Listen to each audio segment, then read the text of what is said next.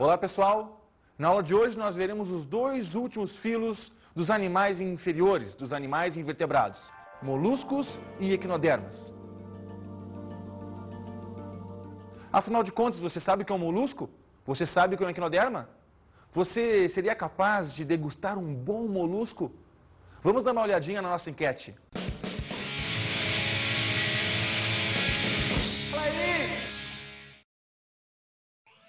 E aí, você aceitaria provar esse prato? Sim, na boa. Fazer o teste? Vamos? É lindo, Bom. É bom? Bom. Gostoso. Bom, ótimo. Uma delícia. Bom? Sim. Sim. Vamos.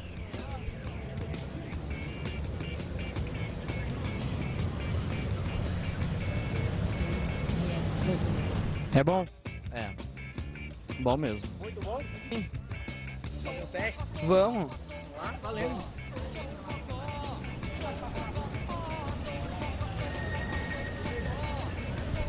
É bom? Muito bom. Bem gostoso mesmo. Oui, sim. Então vamos fazer um test drive? Então vamos, então.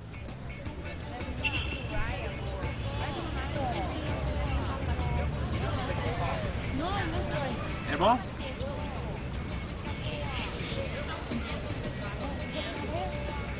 Tem gosto de massa. Massa frita. Coxinha. Tem gosto de coxinha. Comum. É bom. Sim, com certeza.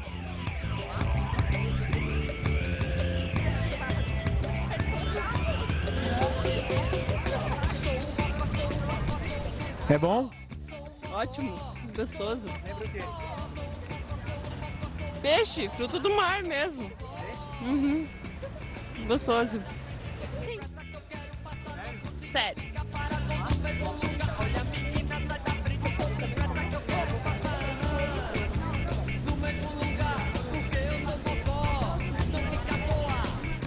É bom?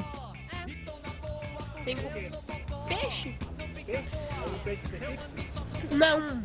Sim, tipo, tá meio confuso o gosto. Sim. Vamos lá?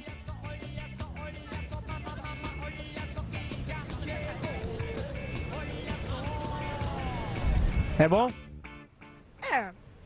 É bom. Peixe. Você comeu aqui? Lula.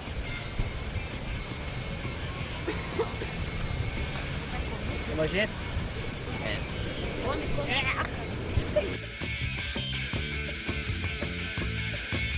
Dá um cheiro aí pra você ver como é bom. Não sei. E aí, tá com nojo? Tô, é bem pedido. Bastante. Eu sei. E aí, você tá com nojo agora? Agora eu tô. Bastante. Muito nojento isso, cara. Eu comi isso. Você comeu isso? É, cara. Não quero mais. Achei mais ou menos assim, né? O gosto...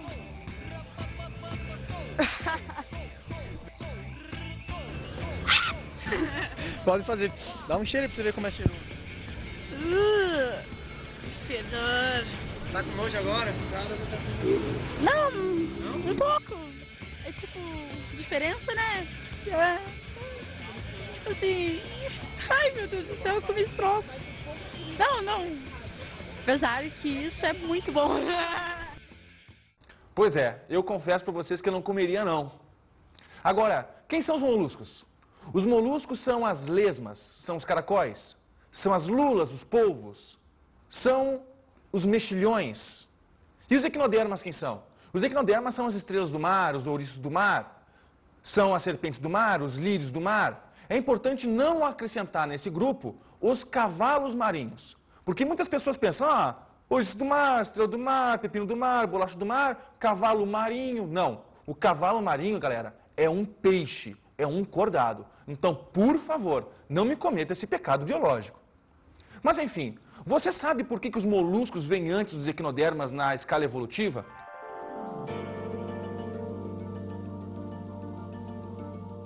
Tudo isso tem um motivo. Muitos alunos perguntam, bom, Rogério, como é que artrópodo pode ser menos evoluído do que um equinoderma? Essa resposta ela está baseada toda no desenvolvimento embrionário desses animais, como nós podemos ver na imagem que está no vídeo de vocês. Esta imagem representa a fase gástrula do desenvolvimento embrionário. E essa cavidade que vocês observam nessa figura representa o início da cavidade gástrica, da cavidade que vai dar origem ao tubo digestivo desses animais. No caso, a abertura dessa cavidade chama-se blastóporo. E esse blastóporo pode dar origem tanto à boca quanto ao ânus dos animais. Todos os animais que o blastóporo origina a boca são chamados de animais protostomados ou protostômios. Já os animais cujo blastóporo dá origem ao ânus são chamados de deuterostômios ou animais deuterostomados. No caso dos animais desde poríferos até os moluscos, são animais protostômios, ou seja, o blastóporo dá origem à boca. No caso dos equinodermas, não. Os equinodermas, e logo após os cordados no filo seguinte, são deuterostomados, ou seja, tanto equinodermas quanto nós, que somos os cordados, os peixes, os anfíbios, os répteis e outros animais, são animais deuterostomados, ou seja, o blastóporo dá origem ao ânus. Muito bem, então nós conseguimos ver o seguinte, que no caso dos moluscos e equinodermas, os moluscos são animais mais primitivos que os equinodermas, por quê? Justamente pelo blastóporo, nos moluscos, darem origem à boca. E os equinodermas mais aproximados de nós, cordados, porque o blastóporo dá origem ao ânus. Então, gente, o aspecto morfológico externo não conta muito nessas horas. O que a gente tem que observar é o desenvolvimento embriológico desses animais e constatar que existe realmente um aspecto evolutivo muito maior, muito mais complexo nos equinodermas do que em relação aos moluscos. Agora vamos dar uma olhada na classificação dos moluscos. Existem 6 classes de moluscos: a anfineura, monoplacófora, escafópoda, cefalópoda, bivalvia e gastrópoda. Na aula de hoje, nós veremos as 3 principais classes, que são dos bivalve, dos gastrópoda e dos cefalópoda. É importante citar que dentro dos bivalves existe um sinônimo, chamado de pelecípodos. E essa é a primeira classe que nós veremos agora. Os pelecípodos são animais caracterizados pela presença de 2 conchas articuladas, que protegem uma zona muscular e as suas vísceras internas. Ainda possuem um sistema circulatório lacunar, ou aberto, ou seja, o sangue, em alguns momentos, não está circulando por dentro de vasos. Possuem uma respiração branquial e possuem a locomoção através de músculos em forma de lança, que serve para que eles se enterrem na areia. São animais que geralmente são encontrados embaixo do substrato marinho. Da mesma forma, esses animais são muito apreciados na culinária. A segunda classe é a classe dos gastrópodos. Gastrópodos, gastrópodos, são animais que caminham, que rastejam com o ventre no chão.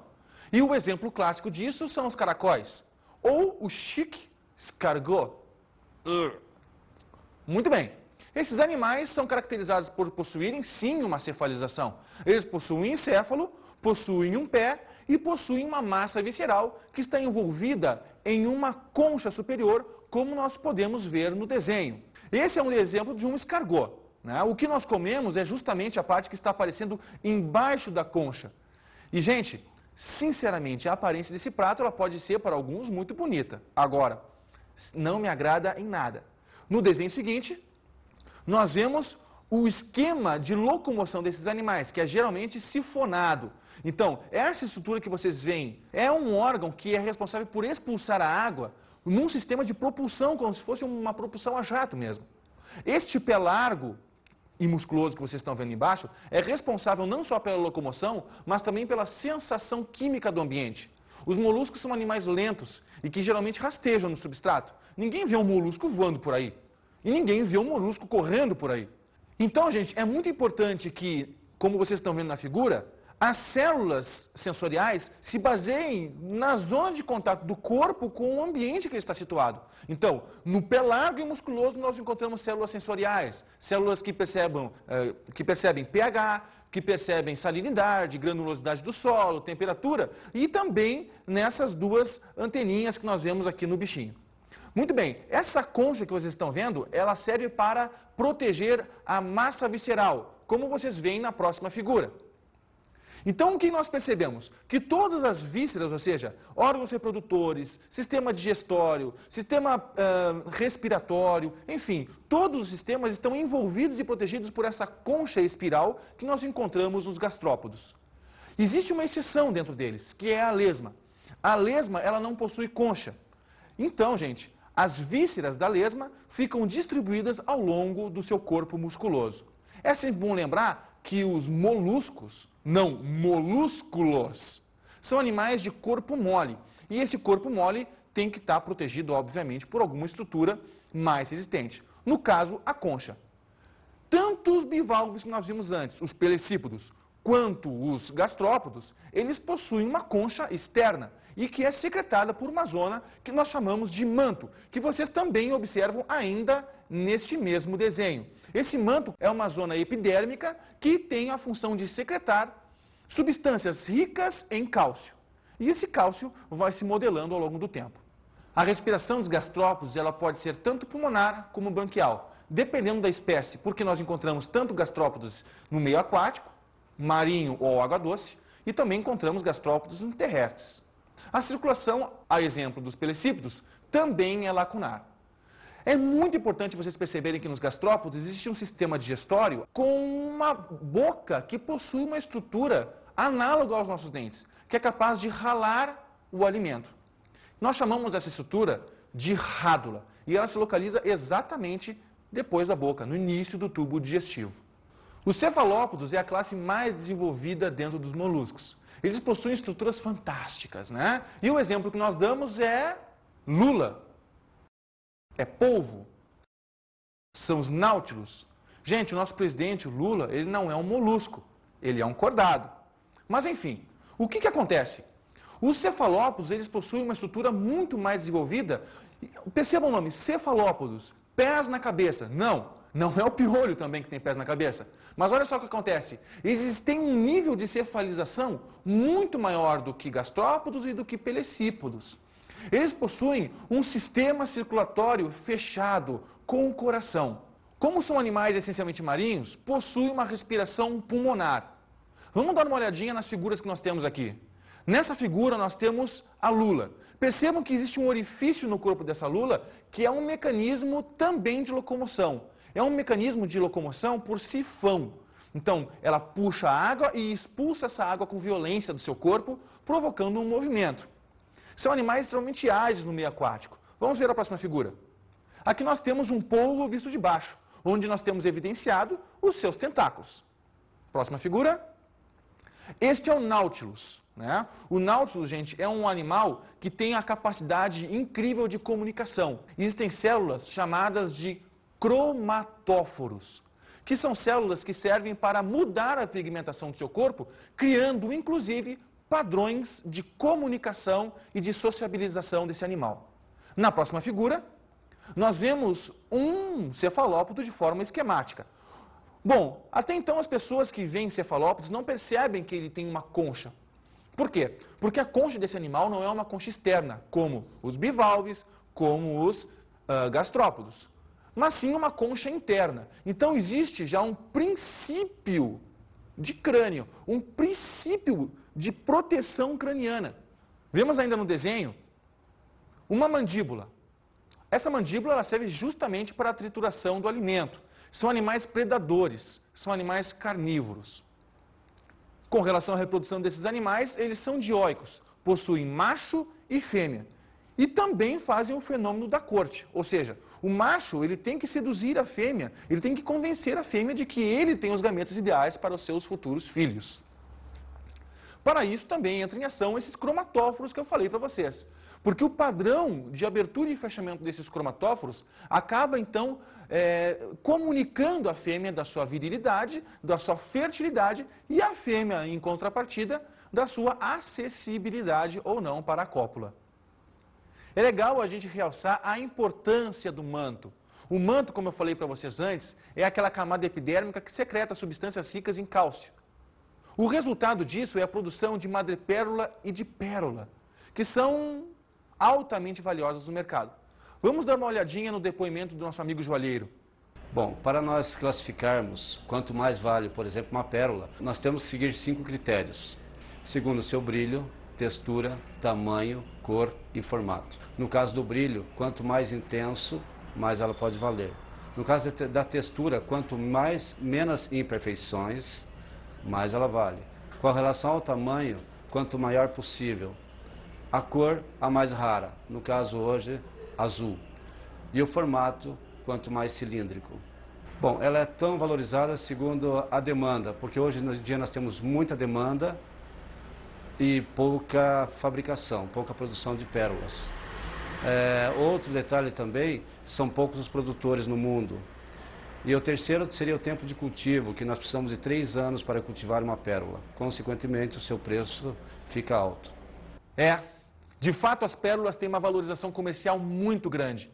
Então, gurias, o maior valor mesmo é aquele valor que vem do coração. E quando vocês forem receber pérolas de presente, tenham em mente que esses objetos de desejo levam muito tempo para serem produzidos por uma ostra. Valorizem. Outro fator é o fator da alimentação. Todos os moluscos têm uma grande aceitação no mercado internacional como produtos de degustação, como especiarias. Mas também tem um aspecto negativo, como, por exemplo, os moluscos serem vetores de doenças, como a nossa amiga Biofalária, que é um caramujo que nós encontramos em ambientes encharcados, em charcos, em poças d'água. A Biofalária é o hospedeiro intermediário da doença chamada esquistossomose. E toda vez que o homem entra nesses ambientes de pés descalços, ele está sujeito à penetração do que nós chamamos de cercária, que vem justamente da Biofalária.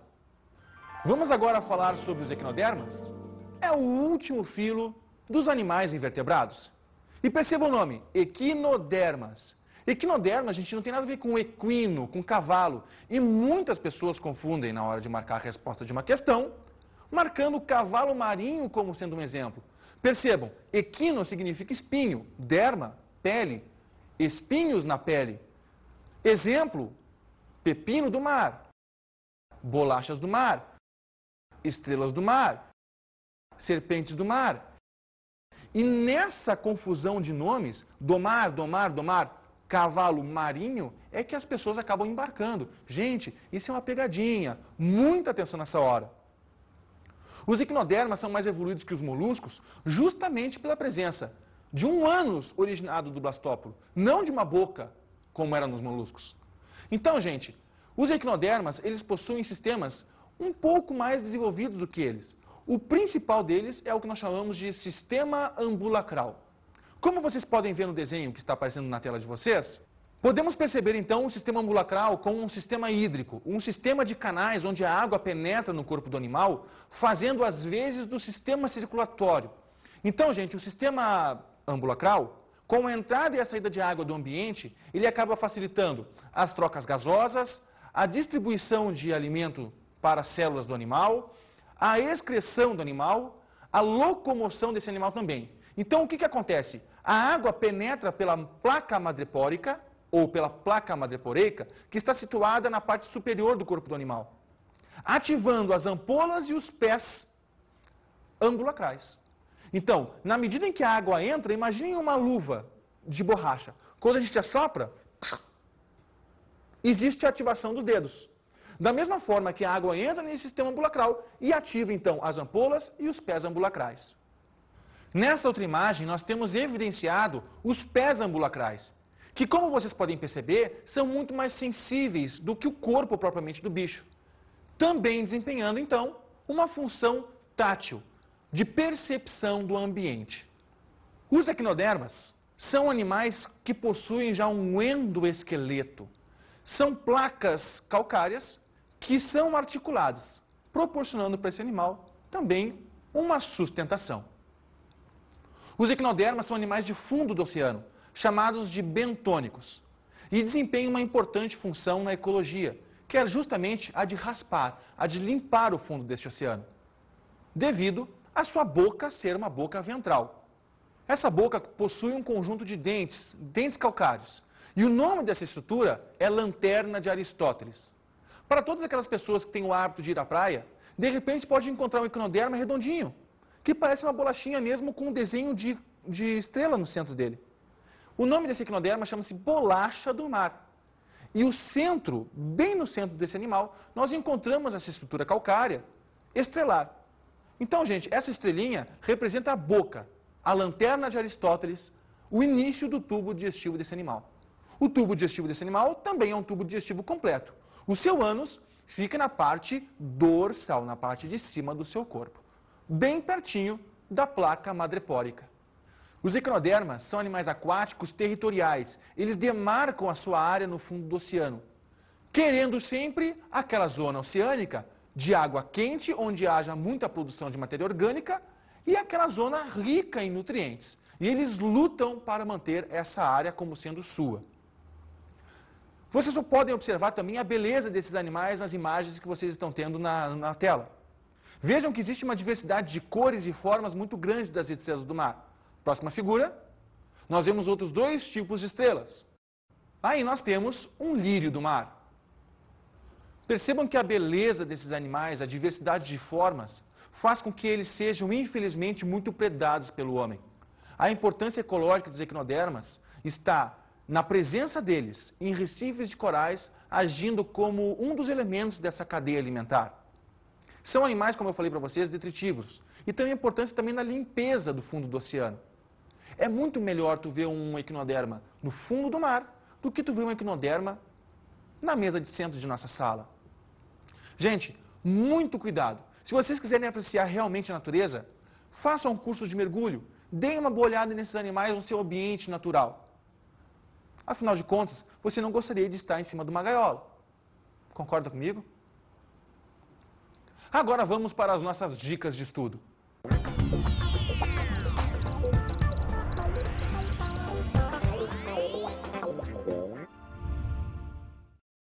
Como dica de estudo, eu sempre recomendo para os meus alunos darem uma boa olhada nos documentários do Jacques Cousteau. São documentários que, além da beleza das imagens, existe um ótimo embasamento biológico.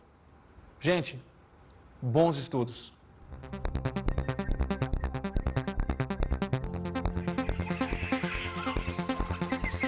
Na aula de hoje estudamos moluscos e equinodermas. Animais com aspectos evolutivos diferentes. Moluscos, animais de corpo mole recobertos por concha, e equinodermas, animais que possuem um endoesqueleto calcário e um corpo revestido por espinhos. Vimos também a classificação dos moluscos, destacando as principais. Moluscos, animais protostômios. Equinodermas, animais deuterostômios. Moluscos, animais de corpo mole, corpo revestido por uma concha calcária. Equinodermas, animais com um endoesqueleto calcário e com um revestimento de espinhos na sua derme. Vimos também os aspectos evolutivos das equinodermas. Pelecípodos, duas conchas, articuladas. Gastrópodos, uma concha única, barriga rastejando no chão. E cefalópodos, animais como, por exemplo, lulas e polvos, que possuem os pés na cabeça, um alto grau de cefalização. Bons estudos!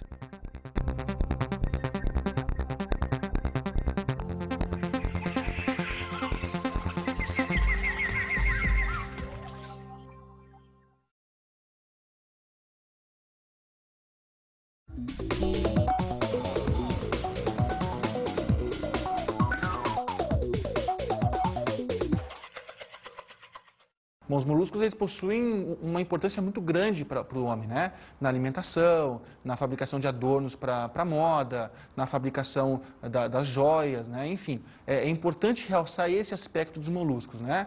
Para o aluno também tem que ficar bem claro os aspectos evolutivos de cada subdivisão dos moluscos. Então, os pelecípodos, os gastrópodos e os cefalópodos, e todas as diferenças fisiológicas que são adquiridas ao longo desse processo. Com relação aos equinodermas, é importante realçar o sistema ambulacral como um sistema coringa, como um sistema que realmente tem várias funções no corpo do bicho, tá? E, gente, equinodermas como sendo animais que possuem um endoesqueleto, tá? É isso aí, um abraço.